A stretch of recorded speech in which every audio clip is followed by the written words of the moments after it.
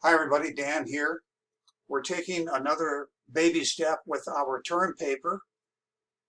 First we did the idea map. Out of that idea map we created an outline. This week, week 7, we'll be writing our introduction to the term paper. Believe me, you're going to thank me for prodding you to keep pace with these steps.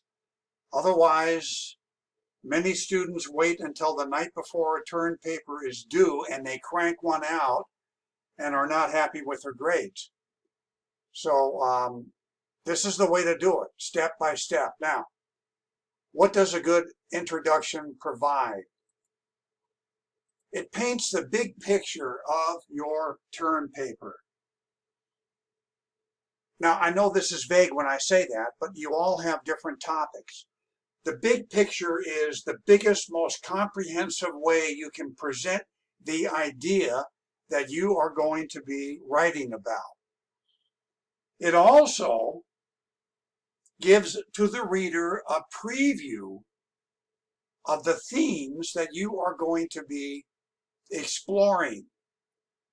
So I've suggested in the outline you identify 4, 5 main themes. You want to announce those themes in your introduction.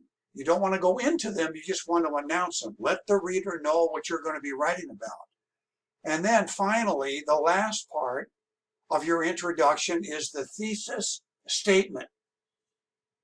The purpose of this paper is to, I'm going to have to insist that you write it like this.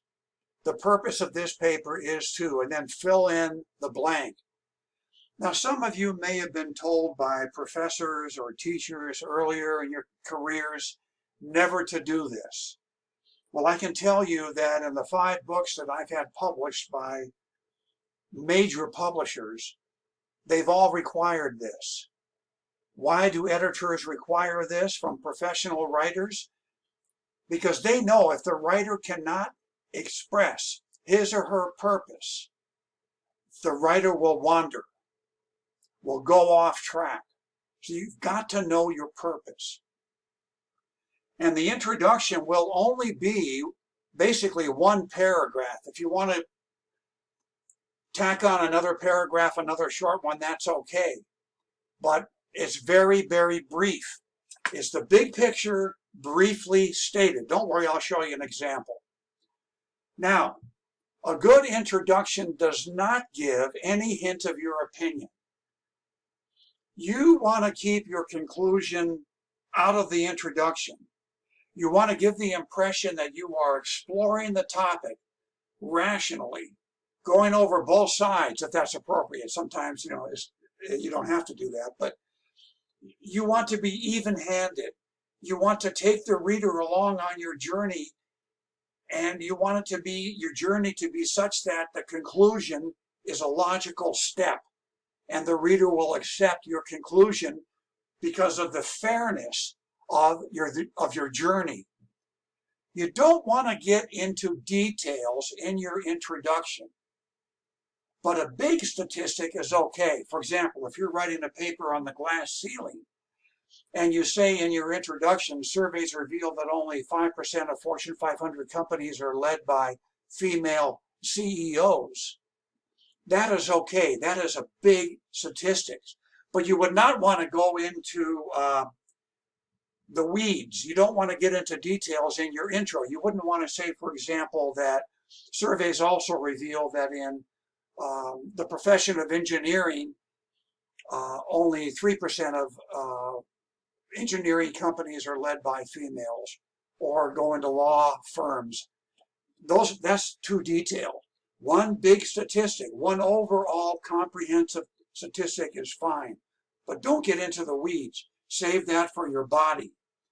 You also don't have to worry about references, as far as I'm concerned, in your introduction. You're painting the big picture. And you sure do not want to give a clue to your research. Let the reader, the conclusion of your research effort. Let the reader discover your conclusion as he or she reads the term paper. Don't forget, every introduction has to end with this. The purpose of this paper is to. So this will give you an idea of the scale. Your introduction is going to be 1 paragraph, 2 max. Your body will be 9 pages. Your conclusion will be half a page. Note that the intro is the point where you tell them what you're going to tell them. Then in the body, you tell them. Then in the conclusion, tell them what you told them. Now here's a sample. I'm not going to read it because that's the kiss of death in a PowerPoint. You never want to read and expect anybody to follow it when it's in print. So I'm going to put this slide up, and I'd like you to freeze it and read it and study it. And you'll see that this does paint the big picture. It does give some detail, but pretty big statistics. And it does tell the reader what you're going to tell them. So I'm going to ask you to freeze this and study it and model your introduction, your big picture, after something like this, and ending it with your thesis statement. The purpose of this paper is to. All right, thank you so much. Looking forward to see your introductions. Bye-bye now.